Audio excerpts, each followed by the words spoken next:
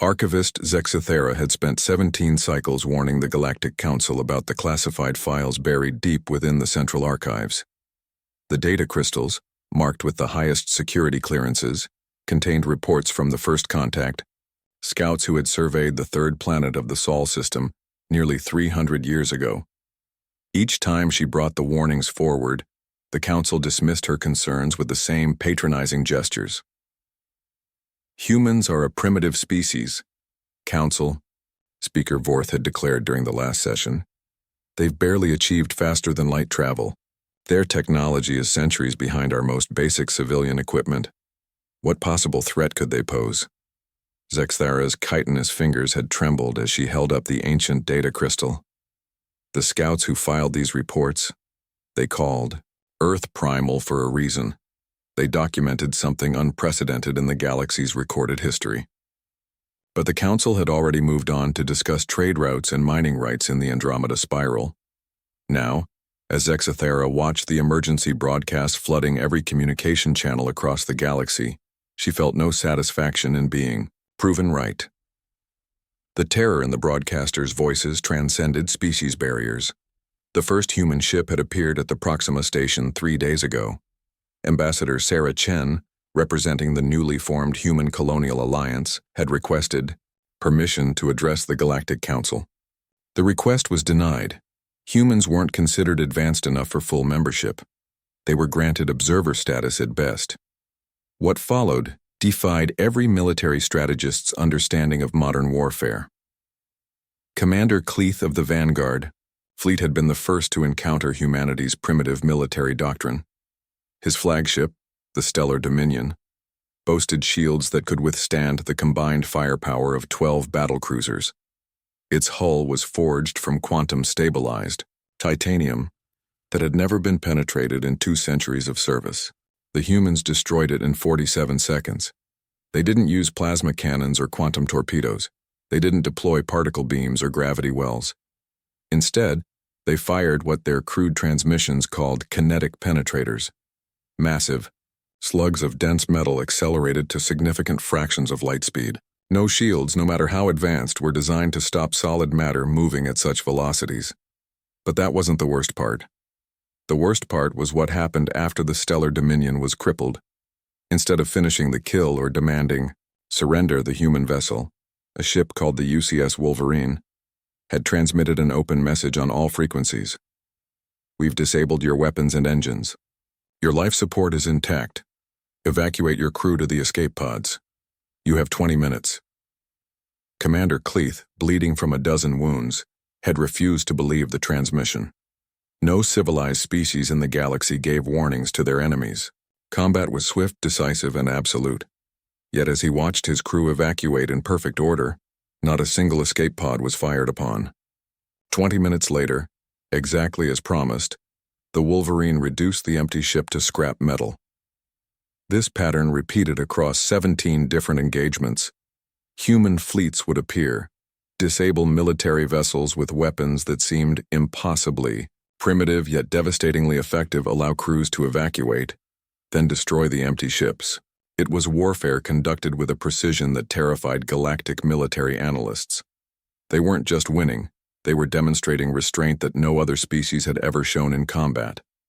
Dr. Yenth Kor, the galaxy's leading xenopsychologist, had spent sleepless cycles analyzing the archived reports that Zexthera finally gained permission to declassify. The original scout files painted a picture of a planet that seemed designed to forge the ultimate predators. Earth was a death world in the truest sense.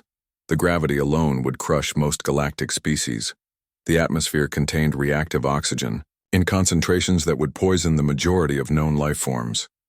The weather systems could generate storms with enough energy to power entire star systems. The planet's surface was covered in massive bodies of water filled with creatures that existed solely to kill and consume other life.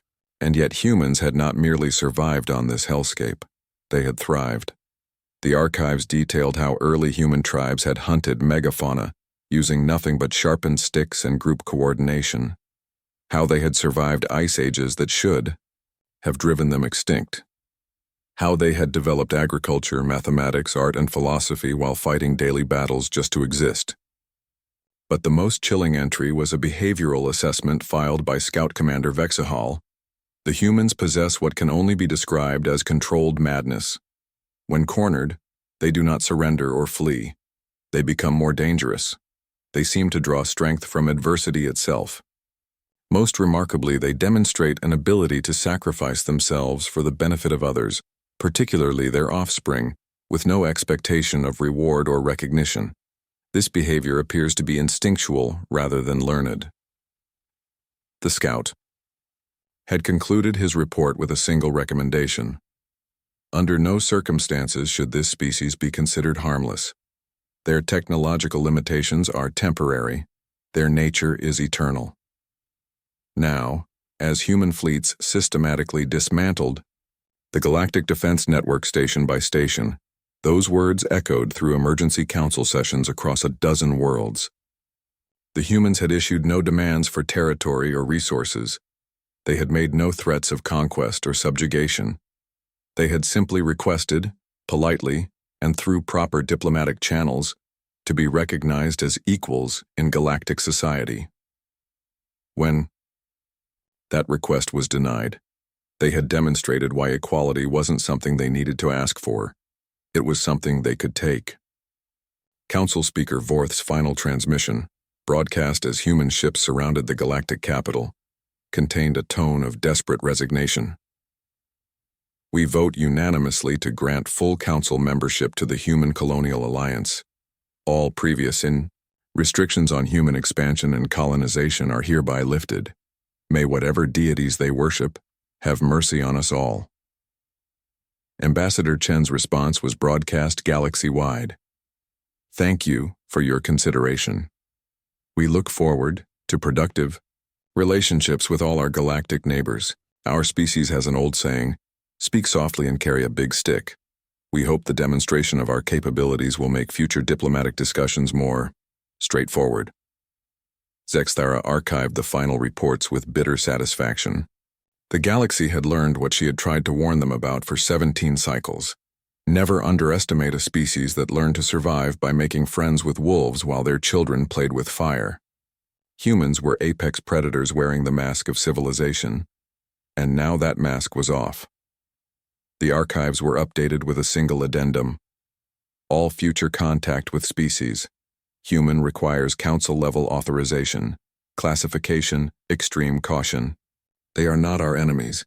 They are something far more dangerous. They are our equals.